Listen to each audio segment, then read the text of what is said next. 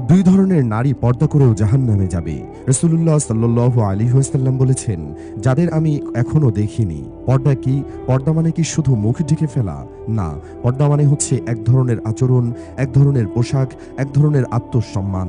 আল্লাহ সুবহানাহু ওয়া তাআলা বলেন, হে নবী, মুমিন নারীদের বলো তারা যেন তাদের দৃষ্টিকে সংযত রাখে এবং তাদের লজ্জাস্থান সংরক্ষণ করে। তারা যেন তাদের সৌন্দর্য প্রদর্শন না করে। সূরা আন-নূর আয়াত ৩১। পর্দা কোনো শাস্তি না, এটা এক ধরনের রক্ষা। যেমন আমাদের দামি মোবাইল বা গাড়ির জন্য কাভার বা গ্যারেজ থাকে, তেমনি নারীর সম্মানের জন্য আল্লাহ পর্দাকে নির্ধারণ করেছেন।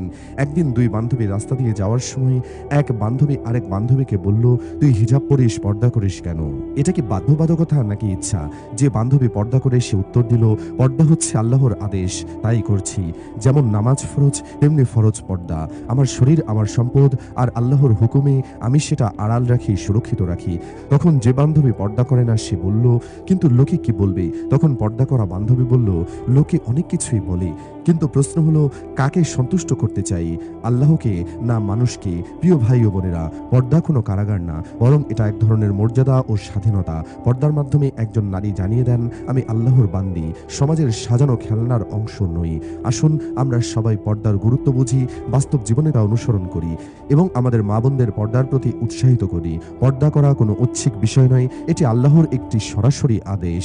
যখন একজন নারী এই হুকুম অমান্য করে, তখন সে শুধু সামাজিক অনিয়ম নয়, বরং আল্লাহর বিধান লঙ্ঘন করে। আল্লাহ তাআলা বলেন, যারা আল্লাহ ও তার রাসূলের আদেশ অমান্য করবে তাদের জন্য রয়েছে জাহান্নামের আগুন, যেখানে তারা চিরকাল থাকবে। সূরা জিন আয়াত ২৩। রাসূলুল্লাহ সাল্লাল্লাহু আলাইহি ওয়াসাল্লাম ইরশাদ করেছেন, যারা পর্দা করেও জাহান্নামে যাবে তাদের ভিতরে একদল হচ্ছে এমন নারী যারা পোশাক পরেও যেন নগ্ন। তারা পুরুষদের আকৃষ্ট করে ও নিজেরাও আকৃষ্ট হয়। তাদের মাথা হবে উটের কুঁজের মতো। তারা জান্নাতে ঢুকবে না, এমনকি তার ঘ্রাণও পাবে না। সহিহ মুসলিম হাদিস নাম্বার 2128। ভাই ও বোনেরা, এই হাদিসে পোশাক পরেও নগ্ন মানে হলো এমন পোশাক বা পাতলা, আঁটো সাঁটো এবং দৃষ্টি আকর্ষণীয়। এই ধরনের পোশাকের পরিণাম শুধু দুনিয়াতেই নয়, আখিরাতেও ভয়াবহ। একজন নারীর মৃত্যুর পরে হাসরের মাঠে দাঁড়িয়ে বলবে, তার পোশাক ছিল দুনিয়াতে ফ্যাশনের বাহার, পর্দা ছিল না। আজ সে অনুতপ্ত। তখন ওই বেপর্দা নারী বলবে, হে আল্লাহ, আমাকে আরেকবার সুযোগ দিন, আমি এবার পর্দা করব। আল্লাহ তখন বলবেন, তুমি যে সময় পেয়েছিলে তা কাজে লাগাওনি, আজ আর ফেরার সুযোগ নেই। ভাই ও বোনেরা, এই জীবন খুবই সংক্ষিপ্ত।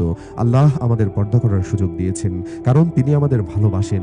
পর্দা না করে আমরা আল্লাহর আদেশ অমান্য করি, রাসূলুল্লাহ সাল্লাল্লাহু আলাইহি ওয়াসাল্লামের হাদিসকে উপেক্ষা করি এবং জাহান্নামের ভয়াবহ শাস্তির ঝুঁকিতে পড়ি। আসুন নিজে পর্দা করি, অন্যদের পর্দা করতে বলি, কারণ জান্নাত পেতে হলে